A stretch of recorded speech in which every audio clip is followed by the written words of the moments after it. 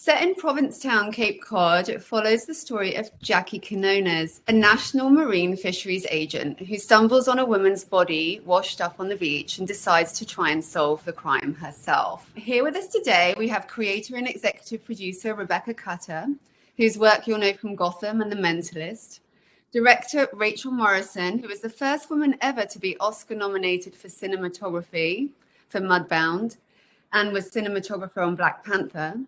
And of course, we have Monica Raymund, who plays Jackie, and whom you'll already know well from Chicago Fire. So first, let's take a look at a clip. Let's talk about the car accident. Was anyone hurt? Just dig right in, don't you? It wasn't a dig, but I'm sorry if it felt like one. You're not sorry.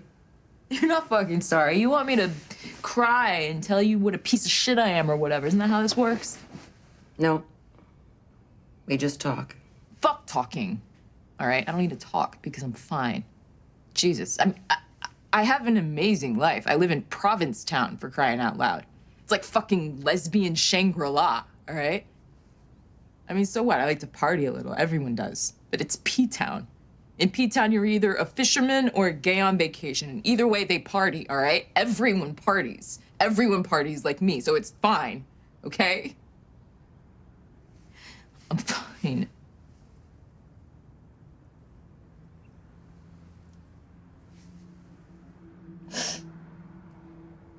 Fuck.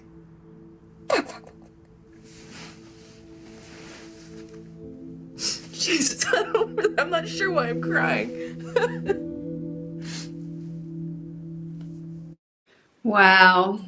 Monica, honestly, that scene just ends me. It's just incredible. Can you tell us a little bit about getting into the character of Jackie? Obviously, you know, she's dealing with addiction. We see her drunk and high.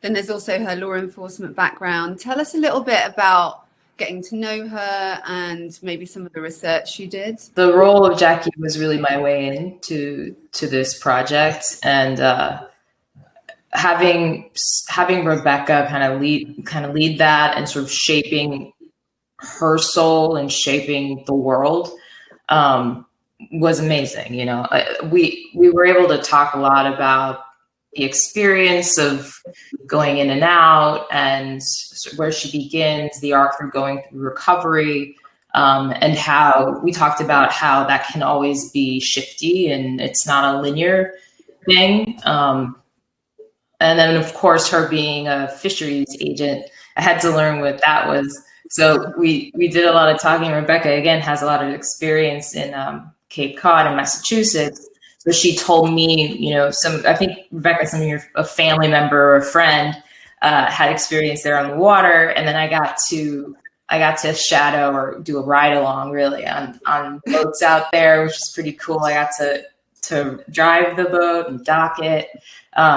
So it was really layered. I had to learn a lot of technical things, but I also had to shed a lot of my emotional spirit and had to kind of dig in there. And yeah, it was very messy. So Rebecca, you know, here we have a female protagonist who isn't checking any of those typical boxes we so often see of whatever likability is, or a woman who's sort of self-conscious of appearing attractive in a sense of, you know, trying to please. And I find her fascinating and really fresh.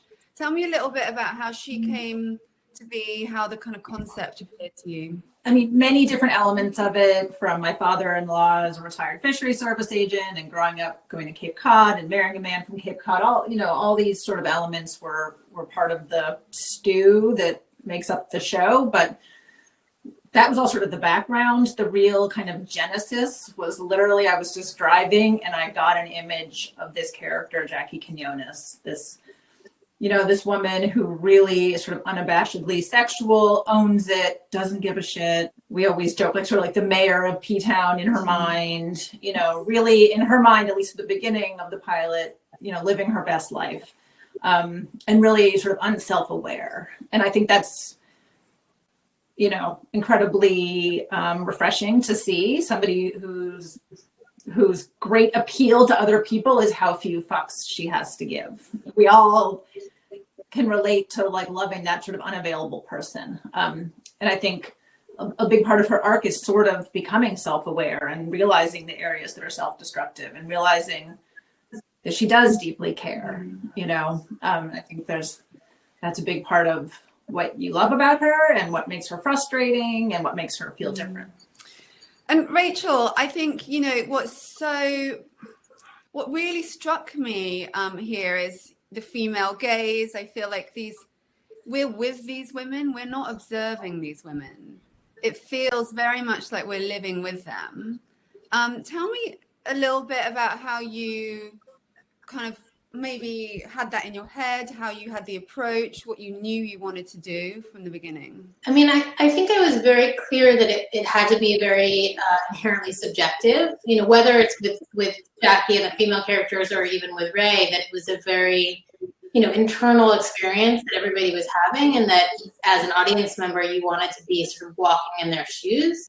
So what that meant to me visually is, you know, almost a very single camera approach, which, you know, TV has really gone the other direction. There's a lot of shows that sort of, you know, shoot multicam and get every single angle and kind of try to do the storytelling by picking the best angle for the moment. And, you know, life is a little messier than that. There are things you don't see, and there are things that, you know, maybe there are times where, I don't know, where you would like to have eyes on the back of your head, or you'd like to think things to be brighter. And so I think, you know, one of the things that I pitched from the beginning is just a very inherently subjective experience, even if that meant, you know, longer experiential one-ers and sort of a less cutty methodology.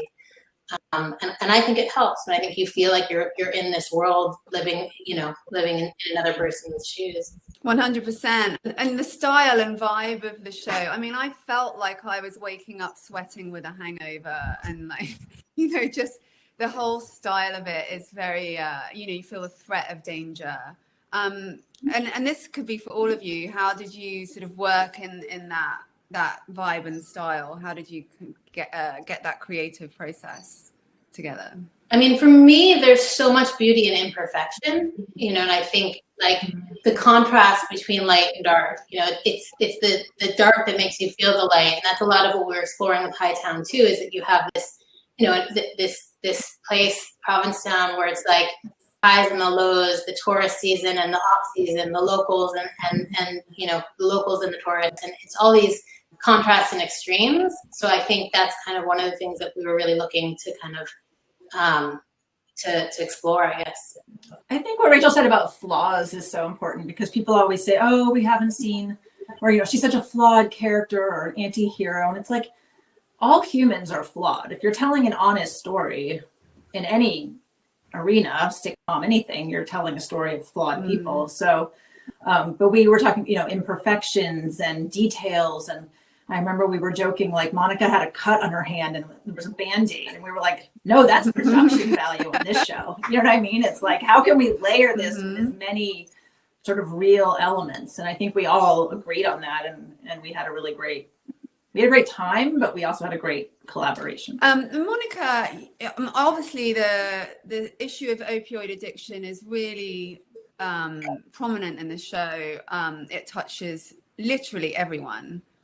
What kind of research did you do into AA and that sort of recovery, sponsorship, all the kind of ups and downs of that? Did you get into that? Did you talk to people involved in it? Yeah, I mean, unfortunately, you know, the disease of addiction affects millions.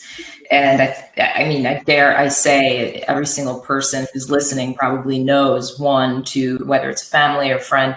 So unfortunately, it's a little bit more present for all of us here. Having Rebecca really, you know, help inform what all of that was super helpful, having a leader like that. And you know, it's hard to ignore the opioid epidemic. It's hard not to see it, but it's something that's so often swept under the rug because it is such an uncomfortable conversation. And even though this show isn't about the opioid epidemic, it's the setting in which this whole narrative takes place, but you see the effects and the danger surrounding it. And again, the contrast of light and dark that Rachel was talking about, so much of it is sort of steeped in this world of addiction, right? Because it's really about people struggling between the right thing, the wrong thing, but sometimes what that even means. So the exploration of what I have to do that feels good and what I think what I think that makes me feel good is the right decision to do. That's often the struggle, I think, for Jackie as an addict. Well, I just want to tell you guys that I binged this show in a single day and I loved it. And congratulations on making a wonderful series.